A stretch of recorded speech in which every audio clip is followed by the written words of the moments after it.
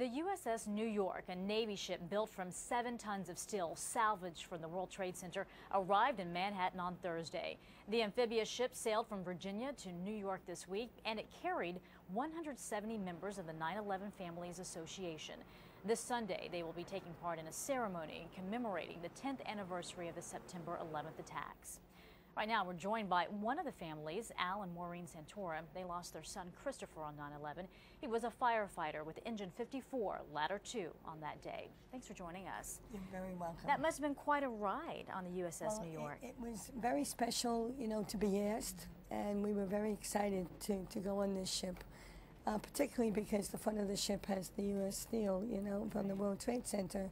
So it had particular significance, and throughout the ship, there are mementos reminding all the sailors of the people who died. So there are pictures and there are mass cards, and it's throughout the whole ship. So it's a very special place to be. I can imagine. Al, how are you going to be remembering your son this year?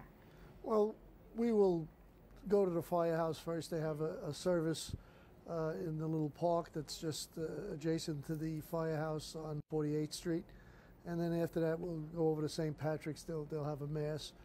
And when we're done with that, we'll then go down to Ground Zero and just, visit the site. And we'll try to, then we'll gather as a family later on and have a meal together and try to, just be together on 9/11.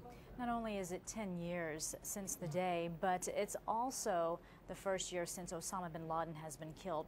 Will that change anything for you as you commemorate the lives that were lost? No, absolutely not. It's our first sign of justice, His death was our first sign of justice. But on that day, we think about all the people who were senselessly murdered, and we see other family members and we hug them, and now we know who they are, and the ones that come every year. So it's a time for us to grieve together, and it's the fact that he's dead really has nothing to do with our grief. It doesn't make it better, we're not in a different place because he's dead. What we are in is another year without our son. For Al, for you, does it bring any kind of closure at all that Osama bin Laden is dead? No, it doesn't bring any closure.